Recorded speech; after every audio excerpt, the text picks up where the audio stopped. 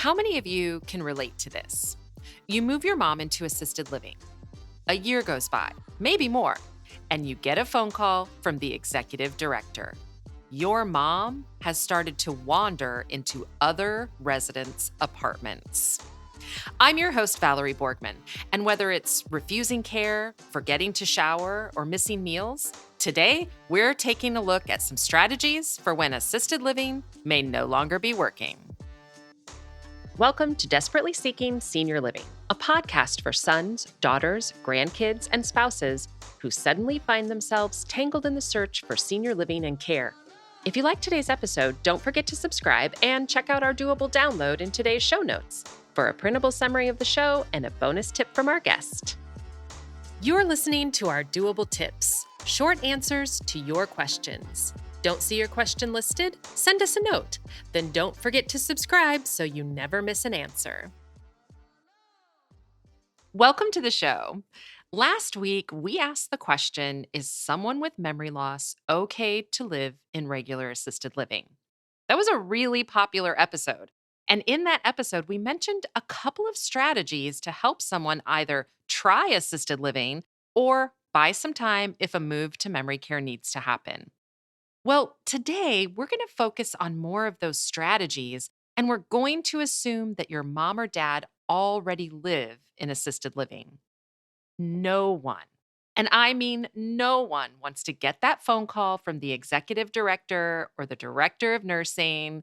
If you've gotten that call, you know exactly what I mean. It starts with some version of, "Hi, everything's okay, your mom's okay, but we need to talk."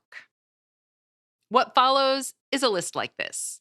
And these are actually calls that families have gotten. Your mom went into another resident's apartment and laid down in their bed. She must have thought it was her apartment. Or maybe it's this. Your mom won't let us give her a shower. It's been quite some time since she's bathed, and some of the other residents are starting to complain. Your dad has worn the same outfit for 3 days now, and the other residents are noticing. Your mom keeps leaving the building looking for her car, and of course, she doesn't have one.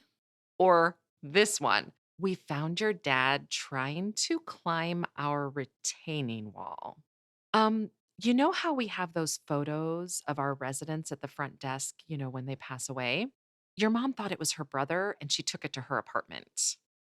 Or your mom keeps taking the plates from the dining room back to her apartment and decorating them, and then she's giving them away as gifts. Again, these are all actual calls that families have gotten, and the list goes on and on. But now what? You've been given this information, and it feels like this huge weight. Like now you have to figure out what to do next. And what are they really saying?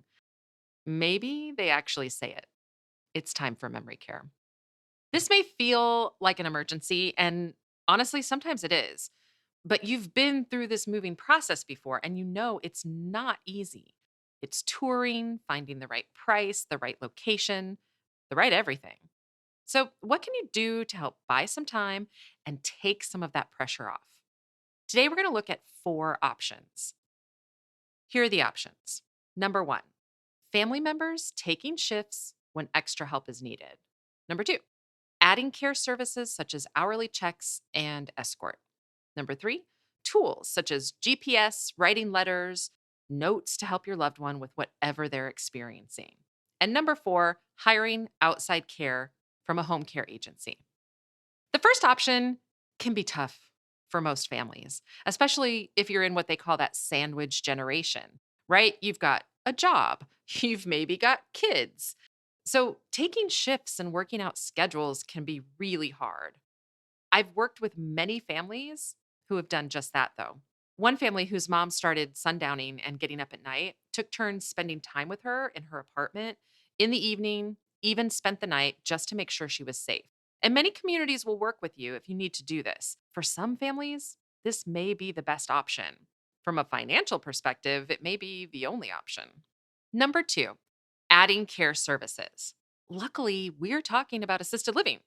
So, this means there may be an opportunity for you to add services. Now, yes, that means greater cost, and I totally get it. For some families, again, this may not be an option. And I certainly haven't worked with too many families that were happy about handing over more money, but it is an option to help buy you some time. And it's something that can usually be added quickly. This could be hourly checks. Some communities even have 15-minute checks. This could be taking over medications if that hasn't been done.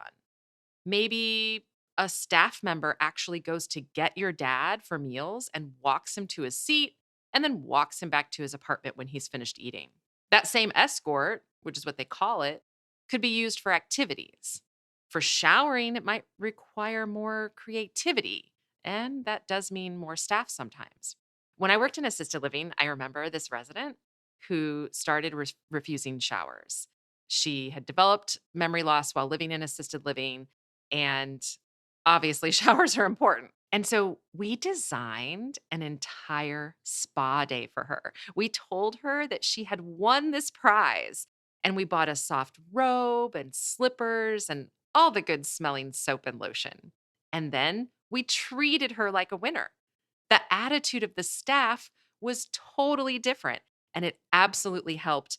And it worked. She took a shower. So, after the initial shock of getting that phone call from the executive director that things aren't working, it's a great idea to request a meeting, go through all of the options, and get creative.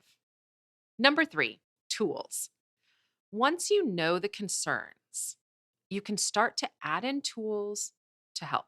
So, for instance, if your loved one is wandering, there are GPS bracelets and even shoes.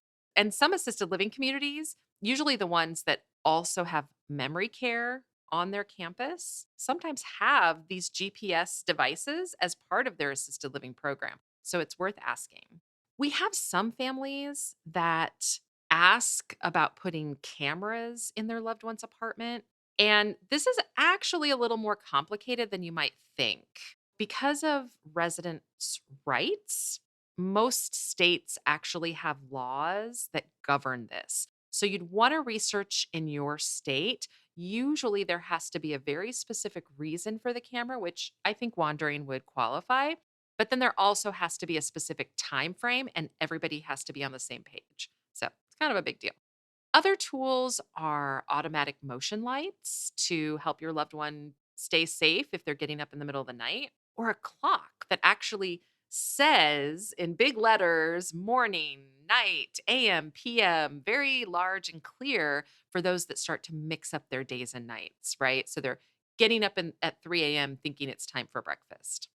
Letters can also be a really helpful tool, a binder with pictures and letters explaining whatever situation seems to come up. So if your mom keeps asking for you, maybe a letter that says that creative truth or a therapeutic lie that we've talked about in the past that says, "Hey, mom, I'm on vacation and I can't wait to see you soon." Whatever you think will calm her anxiety about not seeing you, even if you were just there. So, this can be a great tool that the staff can use. Last week, we also talked about sticky notes to help with reminders to change clothes, drink water, how to use the remote for the TV. One family put a note on the back of their loved one's door that said elevator with an arrow pointing to the right. And back to the subject of remote controls, one family had great success with putting tape over all the buttons that their dad should not be pushing. And it actually worked. No more calls to the front desk to fix the TV. And on a side note, don't forget those really sweet sticky notes that say things like, "We love you, Dad." Number four, hiring outside care. Assisted living communities are staffed for the care of their current residents, and they're an environment that presumes your loved one will be okay behind closed doors for much of the time. Depending on your situation, they may not have the staff to help with what your loved one is experiencing. So, hiring outside care may be the only solution if your family isn't able to do those shifts and provide the care. The cost for outside agencies varies really widely from state to state and agency to agency sometimes.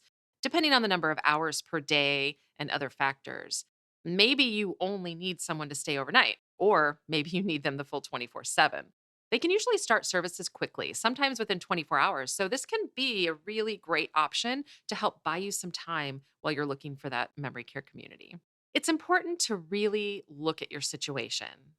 And as stressful as it is to get that phone call, to really try to figure out what is triggering these situations. What is your loved one struggling with the most? And what can you do to help?